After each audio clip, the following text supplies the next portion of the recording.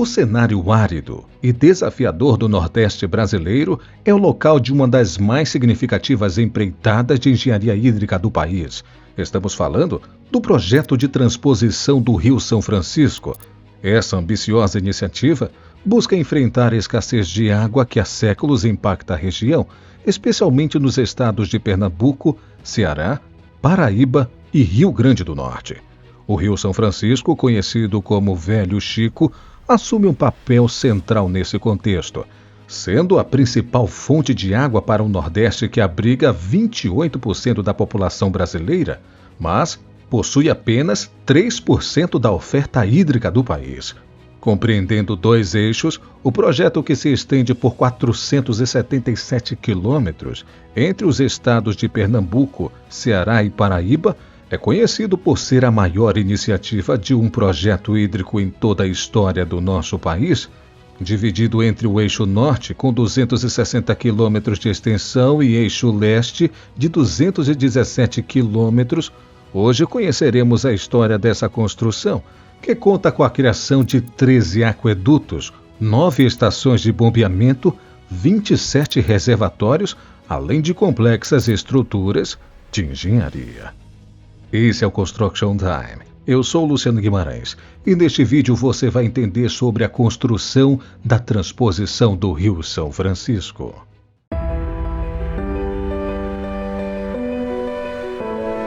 A história do projeto de transposição do Rio São Francisco remonta desde o século XVIII, durante a época do Brasil Imperial, mas devido à falta de investimentos e conhecimentos técnicos da época, acabou ficando só no papel. No ano de 1985, o projeto de transposição, que ainda repercutia por séculos, foi até concebido pelo extinto Departamento Nacional de Obras e Saneamento, mas também não foi iniciado. No entanto, apenas em 2007 a obra teve início. A motivação para essa empreitada nasceu da necessidade de mitigar a severa crise hídrica que historicamente assola o Nordeste brasileiro. A região, marcada por longos períodos de estiagem e falta de água, enfrentava sérios desafios no abastecimento humano, na agricultura e no desenvolvimento econômico. O Rio São Francisco, venerado como um dos principais cursos d'água do país, surgiu como uma solução aparente. No entanto, sua extensão e diversidade de ecossistemas apresentaram desafios complexos para a realização do projeto. Ao longo dos anos, as secas recorrentes agravavam as condições socioeconômicas do Nordeste, desencadeando a busca por alternativas. O governo viu na transposição uma resposta para aliviar o sofrimento das comunidades locais, proporcionar água para o consumo humano, agricultura e impulsionar a economia regional. A partir daí, milhares de homens e mulheres, centenas de empresas e máquinas e dezenas de conquistas e desafios foram aparecendo durante essa construção, que já dura há mais de 15 anos e está se aproximando cada vez mais de sua conclusão em nosso país. Mas quais foram os processos que foram usados na construção dos canais de transposição?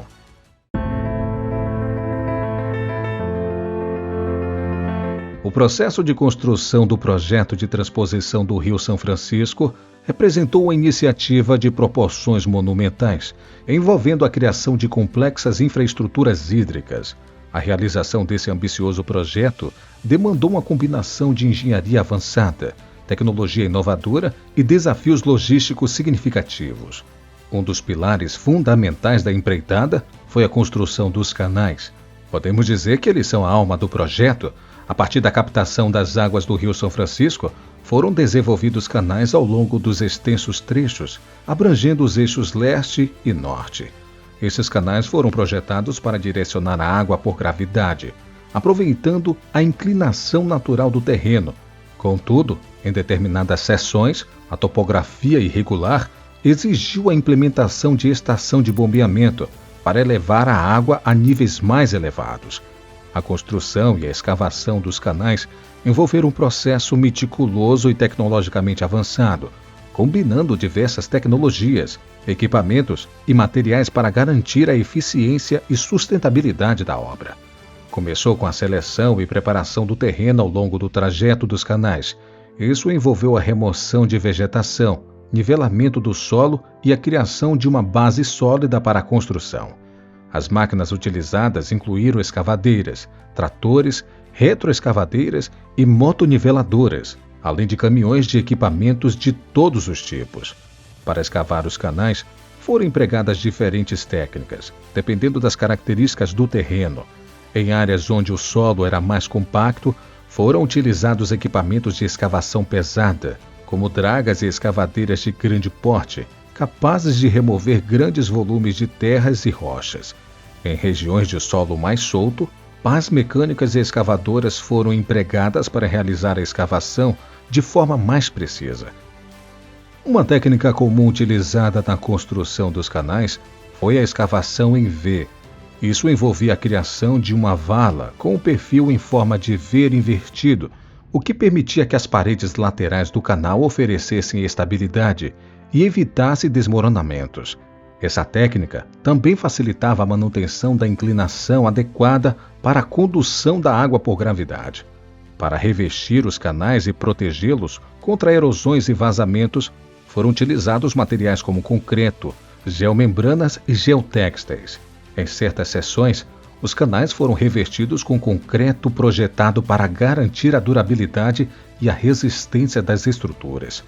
Os aquedutos foram projetados para transpor obstáculos naturais, como rios e vales profundos.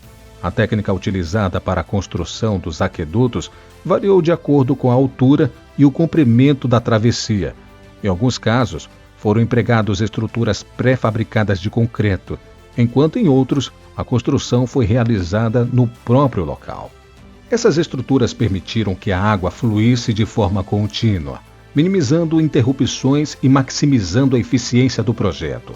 Os aquedutos também contribuíram para distribuir a água a regiões mais remotas e de difícil acesso. Nesse caso, estamos falando de várias ramificações que as trincheiras e túneis tomaram ao redor das regiões do Nordeste. Também foram criados 27 reservatórios ao longo dos canais, permitindo o armazenamento estratégico de água para o uso em momentos de escassez. Esses reservatórios também atuaram como reguladores de fluxo, que têm a missão de gerenciar a forma mais eficaz da distribuição de água para as áreas beneficiadas. As estações de bombeamento foram peças-chave no processo de direcionamento das águas. Utilizando tecnologia de ponta, essas estações elevam a água a alturas consideráveis. Algumas das estações, como a de Cabrobó, no Pernambuco, são tão grandes que parecem verdadeiros edifícios.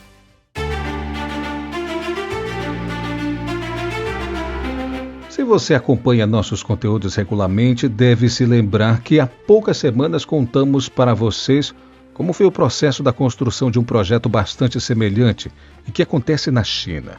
Este vídeo eu vou deixar aqui nos cards para você acessá-lo ao terminar deste aqui. E para entendermos melhor como o Brasil lidou com esse tipo de construção, nada melhor do que compará-lo com um projeto semelhante de outra superpotência. A construção dos canais de transposição do Rio São Francisco no Brasil e o projeto de transposição de águas norte a sul da China apresentam diferenças notáveis em termos de capacidade hídrica, tempo de construção, custos e extensão de rotas. Assim como o projeto brasileiro visa suprir a necessidade hídrica no Nordeste do país, o projeto de transposição de águas do sul da China envolve a transferência de água do rio Yangtze para o Rio Amarelo, dois dos maiores rios da China, também visando suprir a necessidade hídrica do norte do país. O projeto chinês foi um empreendimento de longo prazo, devido à extensão dos rios envolvidos e à complexidade das obras de engenharia. Por outro lado, o projeto de transposição do Rio São Francisco teve um processo de planejamento e execução que se estendeu por décadas, desde sua concepção em 1985 até sua efetiva iniciação em 2007. Ambas as obras são consideradas projetos de grande envergadura, porém o projeto chinês é notavelmente mais oneroso devido à sua escala, envolvendo o desvio de águas entre dois dos maiores rios da China. Foram mais de 68 bilhões de dólares gastos nessa obra. Em contraste, o processo de transposição do Rio São Francisco aqui no Brasil teve custos significativos, mas até o momento não alcançou a mesma magnitude financeira, tendo um custo estimado de 14 bilhões de reais, ou seria equivalente a 2,6 bilhões de dólares. O projeto chinês objetiva desviar 44,8 bilhões de metros cúbicos por ano, percorrendo 1.200 quilômetros de extensão por quase toda a área norte da China. Já o projeto brasileiro objetiva desviar pelo menos 1,4 bilhão de metros cúbicos por ano, percorrendo até 477 quilômetros até o seu fim.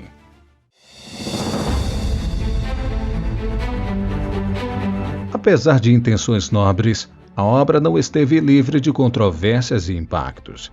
Questões socioeconômicas surgiram. Alguns críticos alertaram para o desequilíbrio ecológico que a transposição poderia causar nos ecossistemas do rio, bem como para os custos elevados e a eficácia questionável da empreitada, e os escândalos que envolviam o projeto foram cada vez mais comuns.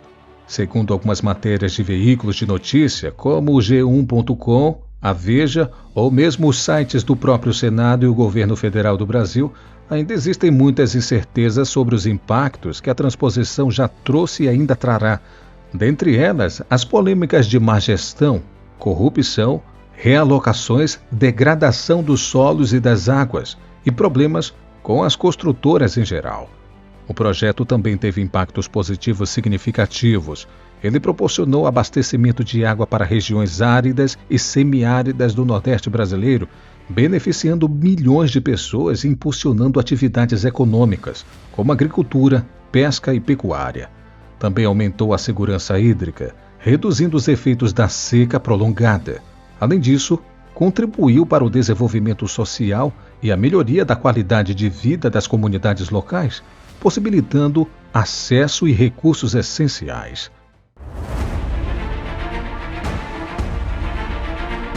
O futuro do projeto de transposição do Rio São Francisco será sempre marcado por desafios e oportunidades.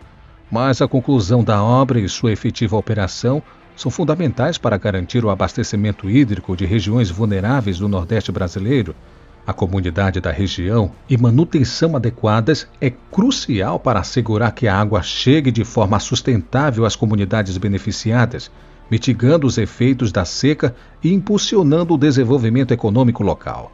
No entanto, o projeto também enfrentará obstáculos, como o monitoramento de controle dos impactos ambientais ao longo do tempo, bem como a necessidade de soluções para possíveis problemas técnicos e de infraestrutura. Além disso, as variações nos padrões de chuva podem afetar a disponibilidade hídrica da região, destacando a importância de estratégias adaptativas e de gerenciamento integrado dos recursos hídricos. A grandiosa obra do projeto de transposição do Rio São Francisco representa não apenas um marco na engenharia e infraestrutura, mas também um símbolo de esperança e transformação para as regiões áridas do Nordeste brasileiro. Ao longo de sua história, enfrentou desafios, debates e discussões, mas persistiu com comprometimento em garantir o acesso à água para milhões de pessoas. As dimensões monumentais dos canais, aquedutos, reservatórios e estação de bobeamento são uma mostra do poder da engenharia moderna em moldar o ambiente e da capacidade dos brasileiros de atender às necessidades humanas em suas construções. Este projeto é a prova da capacidade da engenharia do nosso país. É apenas mais um marco de que tem potencial para mostrar ao mundo que o Brasil está cada vez mais desenvolvido. Assim, claro, gerando mais controvérsias, mas impondo sim a verdadeira intenção de ajudar o outro. Assim como as águas do Rio São Francisco fluem através dos canais, a esperança flui nas veias desse projeto, inspirando as pessoas a acreditar na possibilidade de criar um futuro mais próspero e sustentável para as comunidades que tanto dependem dessa fonte vital. Não vamos esquecer que os nossos líderes devem olhar para este projeto da melhor forma possível e não apenas para seus interesses particulares. A transposição do Rio São Francisco é um tributo à determinação humana em superar obstáculos e alcançar horizontes ainda mais amplos. Obrigado por ter assistido este vídeo até aqui. Se você gostou, deixe seu like, mas também deixe aqui nos comentários o que você acha da transposição do Rio São Francisco. Você tem boas esperanças sobre ela ou simplesmente ela está sendo usada como um meio alternativo para aqueles que têm interesse na política brasileira? Eu vou ficando por aqui. Um forte abraço e até o próximo vídeo.